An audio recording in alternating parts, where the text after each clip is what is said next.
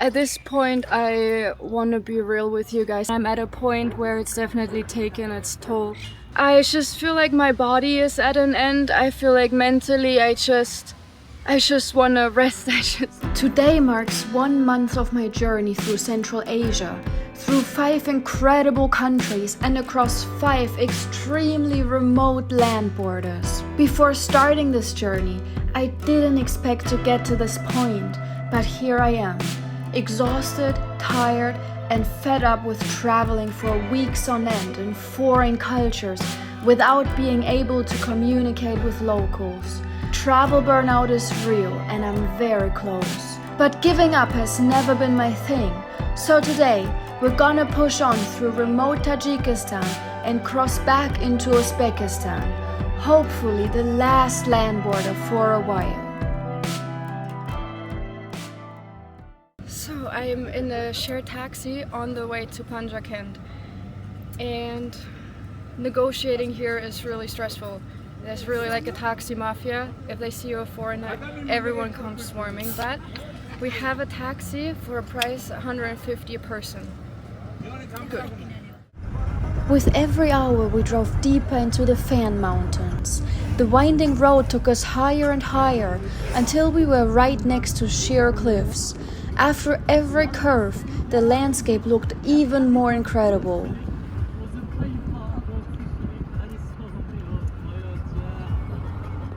So we're just having a little break, and this view is absolutely amazing. Look at this.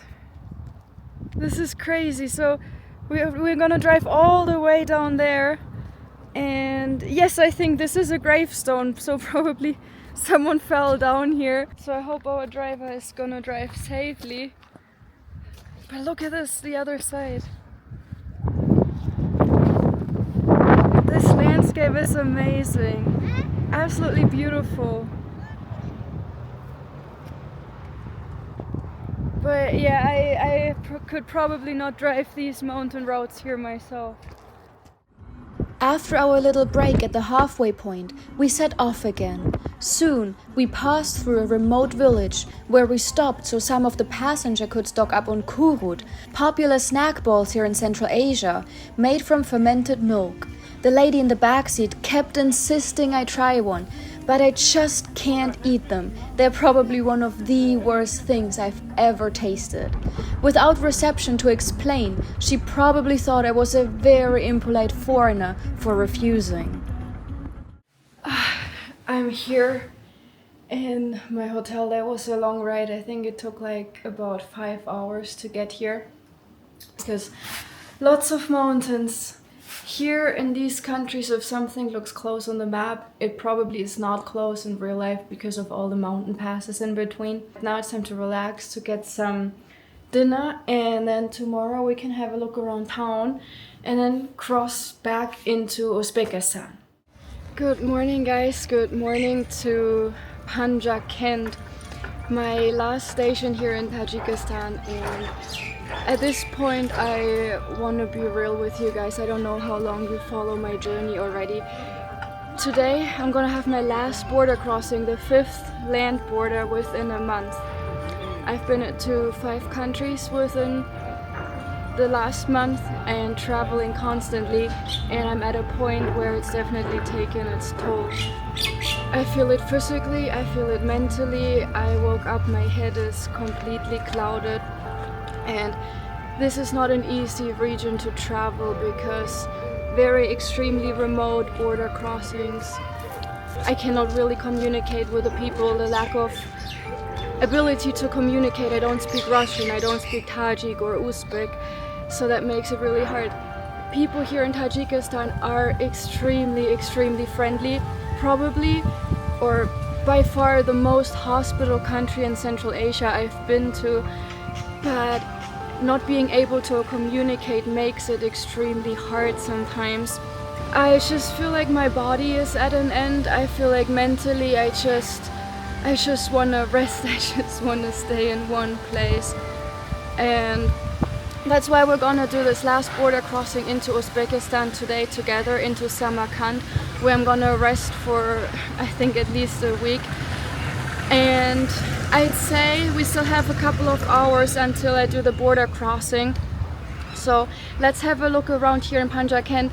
The bazaar here is often said to be the best bazaar in whole of Tajikistan. So I would like to check that out together with you guys before we're gonna do the last border crossing into Uzbekistan later. Fingers crossed everything goes fine. It's pretty remote, but we're gonna figure it out as we always do.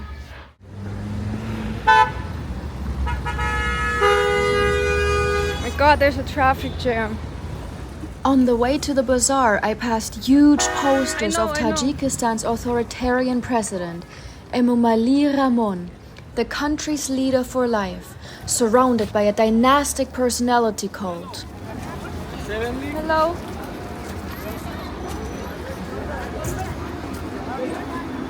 Wow, this is getting really busy down here. So here we are at the Panjakent bazaar. Let's head in. It's really busy here.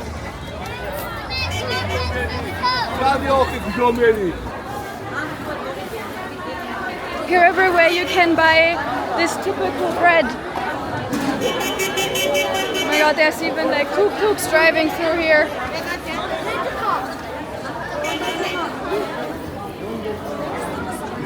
Okay, this is definitely by far the most busy bazaar I've been to.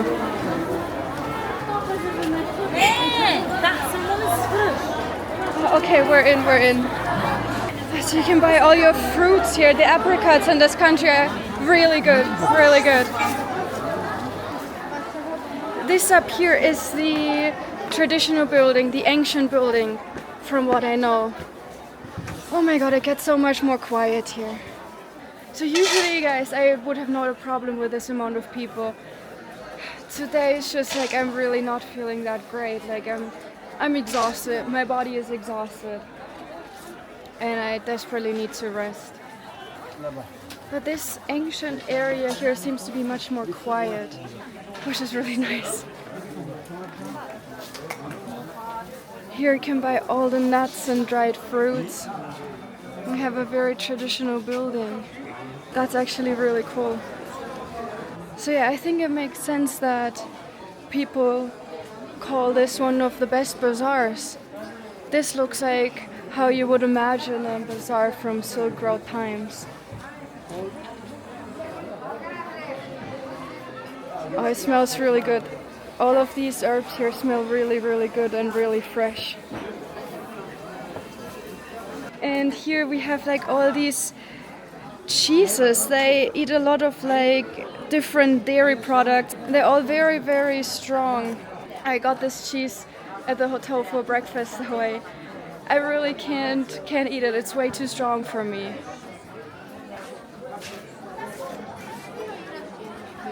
Here we have more of all of this cheese and dairy products.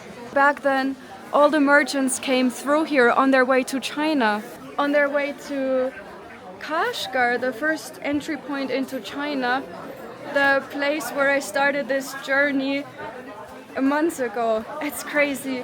It honestly, it feels like at least 3-4 months ago. So much stuff has happened in between, and my brain did not have any time to process all these crazy experiences, border crossings, meeting people, getting invited by locals.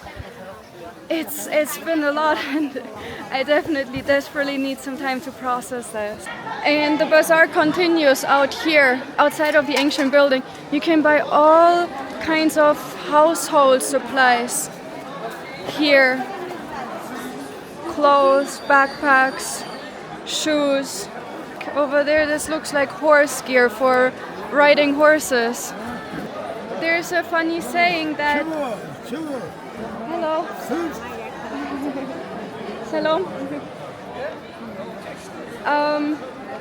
Yeah, people talk to you like all the time here, which is really nice. Like, people here are incredibly hospitable in Tajikistan, especially. There's a funny saying that a girl told me, a girl that I met in Kyrgyzstan. It's like, in Kazakhstan they ride the horses, in Kyrgyzstan they eat the horses. They have a lot of horse meat in Kyrgyzstan. Here in Tajikistan, I'm actually not sure what they do with the horses, because I haven't seen many horses out there in the countryside. So over here, this is where you can get all the meat. I'm not sure, this is probably cow meat, not horse meat. Well, for sure it's not pork, because it's a predominantly Muslim country. Anja? Germania, oh, guten Tag. Ah, guten Tag, schön Sie kennenzulernen. Welcome. Thank you.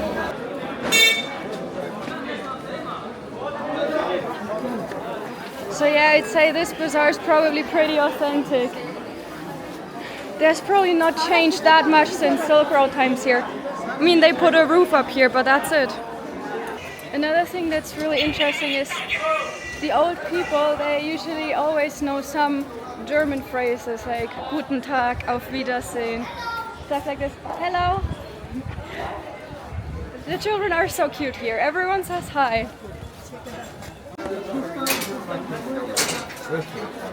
So we're back out of the bazaar. There was a lot going on in there. Very authentic, I would say. Yeah, glad I saw it. So let's try to get some snacks for the road, for the border crossing later. Привет. No? Ah, okay, спасибо. Okay, I asked her if there's any of the pastries that doesn't contain meat. Unfortunately, there isn't. That's one of the struggles here.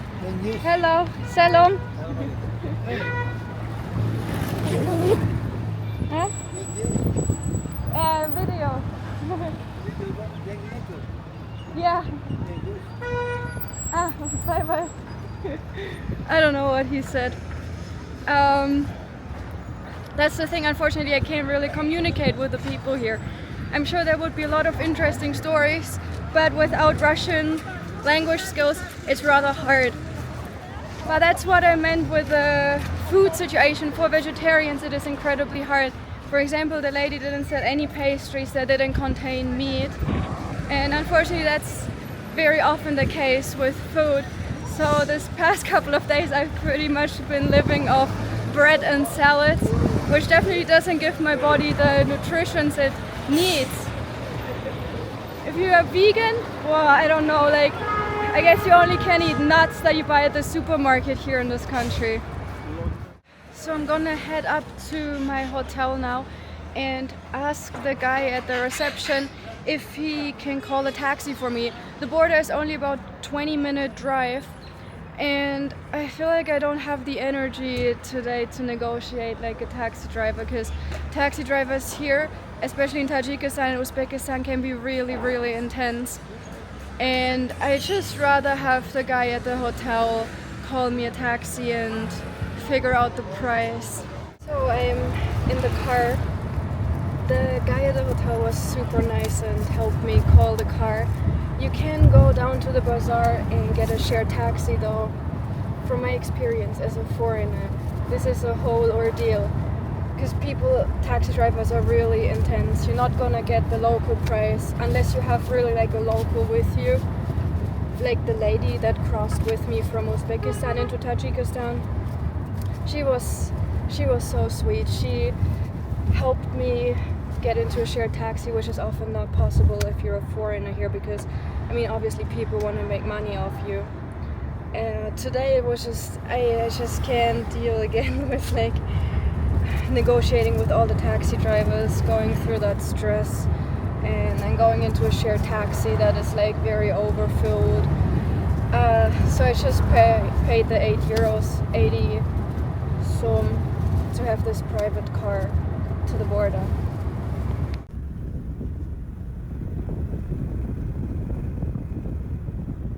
So I'm at the border. Let's see if we can exchange some money before we cross.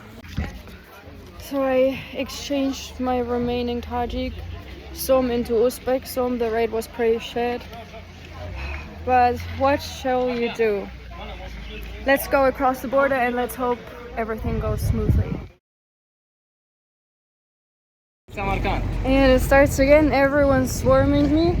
Taxi mafia is here, back in Uzbekistan. Yes, I'm back in the taxi mafia. Let's get out of here. Oh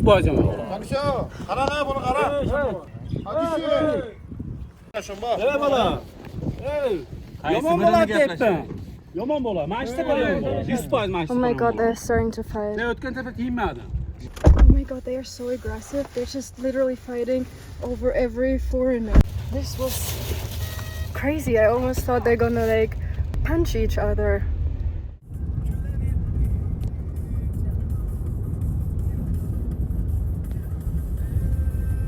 So guys, we finally made it to the accommodation. That's all my stuff I've been carrying around with me these past weeks through Central Asia.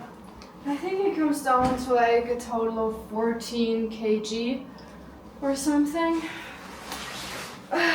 Okay, so I booked this apartment here for about a week just to chill, to relax, because I feel like my body just can't take this pace anymore. It's been a lot. It's definitely taking its toll on my body, on my mental state. And right now I just want to like lay down and chill. But of course we're gonna explore Samarkand together once I've recovered a little bit. And I hope to see you again to this video, which I'll probably upload next week. Until then, bye bye.